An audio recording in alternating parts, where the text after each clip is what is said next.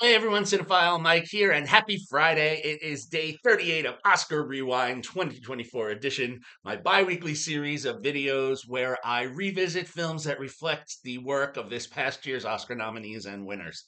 As always, I'll be giving a spoiler-free review with the award season history, the box office information, the critical response, and I have to say, we have now reached this halfway mark. We're halfway through Oscar Rewind 2024 edition.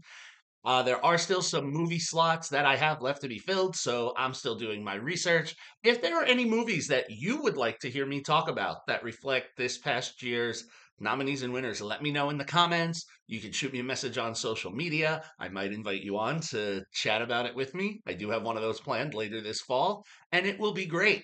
Hopefully, everyone has been able to find that new favorite film or rediscover something old, correct a cinema sin or two like I did this week. And in doing so, I found a new favorite film.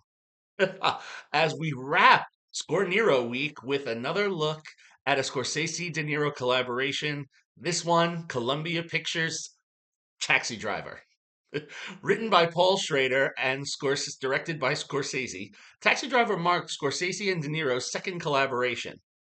As per Box Office Mojo, the film was solely released in the domestic market in February of 1996. At the end of this domestic run, its total box office take was 27,300,000, which is quite the uptake from what they did with Mean Streets 3 years prior, as I discussed the other day. Then in 1996, there was a domestic re release where the film made an additional $962,574. Now, throughout the 21st century, there have been several international releases and re releases of the film, giving it a total international take of $310,749, which now results, as of this recording, Taxi Driver has a worldwide take of $28,579,636. Critically, as with Mean Streets, there is high praise for the film.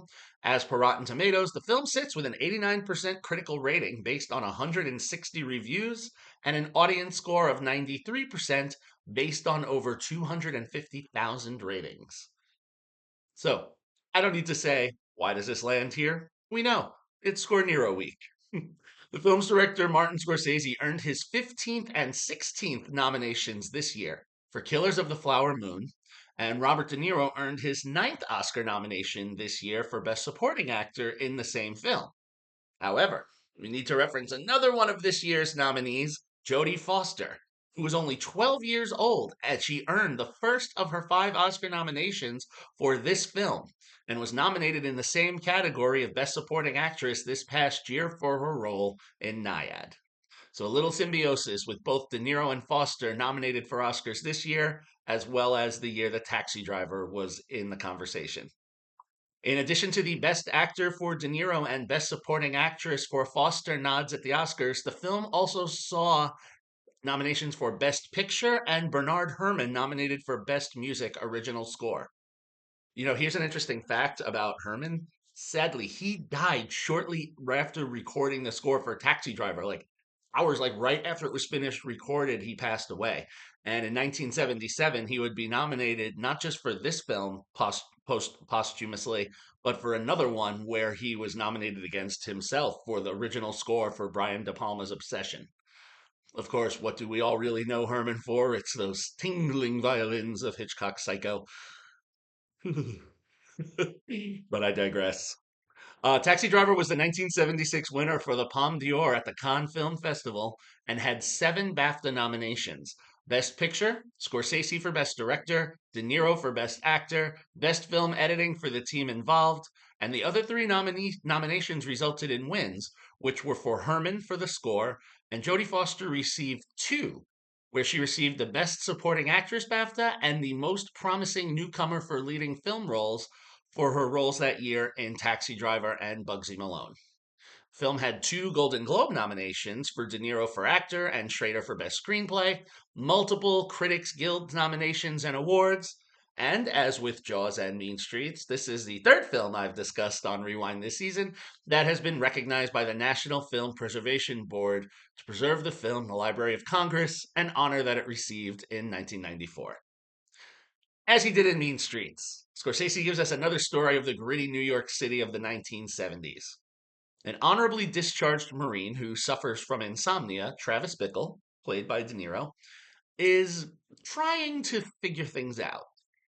Needing to distract his mind from the sheltered, lonely life he leads, spent wandering the streets and visiting adult movie theaters, he gets a job as a night shift taxi driver where he sees just how truly seedy and awful the city is in his mind and realizes that something needs to be done about this. He dreams of a New York City that is clean. On his drive, he sees and begins to become a little infatuated with a woman named Betsy, played by Sybil Shepherd, who is a volunteer at the office of would be presidential candidate Charles Palantine. Between trying to woo Betsy and with a chance encounter meeting Palantine in his cab, Travis realizes that the city truly isn't what it needs to be, and the people that should be helping maybe don't seem to be doing as much.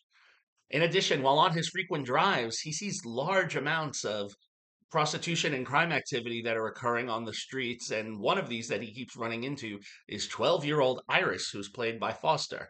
And this disgusts Travis, only making him realize that something needs to be done. So he will go on to purchase several guns from a black market dealer and decide that things need to be taken into his own hands. And he has delusions that he can make the difference because everyone else just talks. You talking to me? You talking to me? You talking to me? It's right there. Um, and other people don't take action, so he will. And we will follow Travis as he tries to right some of the wrongs of the city committed by such people as politicians like Palantine or pimps like Sport, played by Harvey Keitel, and the others that he meets in business to make the city better, which will lead to a rather interesting, rapid, violent climax. And I will stop there because there could be some people out there who, like me, who haven't seen this film yet. I just saw it the other day. Loved it. No doubt, this is an excellent film. As he did in Mean Streets, Scorsese is not afraid to show just how awful things were in the city at the time when he was making these films. Never are they glorified as was done by other filmmakers at the time. Like some of the films of Woody Allen in the 70s showed these great love stories in New York, and New York looked so picturesque, but it wasn't all that.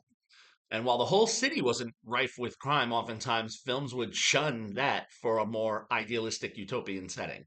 And this is a testament to Michael Chapman's cinematography in capturing all of the sights and the sounds that we see, as well as Herman's score, which plays underneath everything so beautifully, whether he's ratcheting up the tension or whether we're just along with Travis for the day. The performances are also incredible, with De Niro playing still an unhinged character as he did in Mean Streets, but maybe a little less so. Because at least he seems to believe that he's in the right here, where Johnny Boy is just a little more fly by the seat of his pants.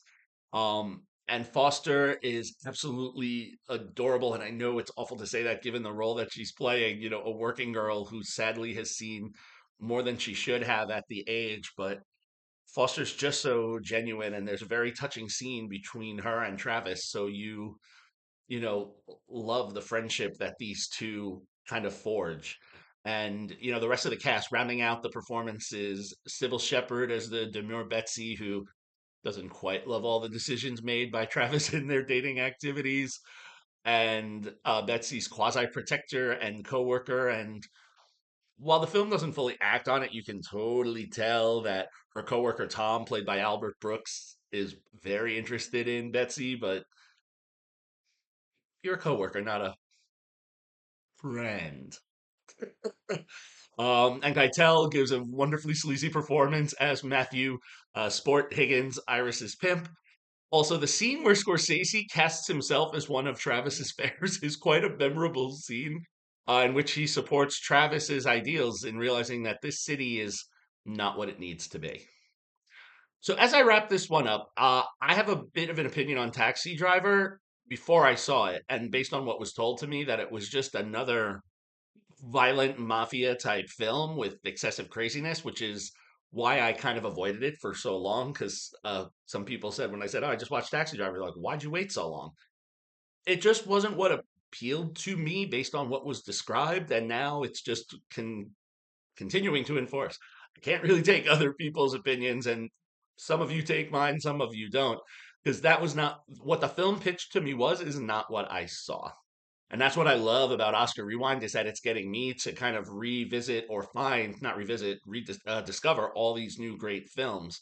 And I hope you are doing it with me as well. Watching De Niro play this anti-hero was quite nice to see.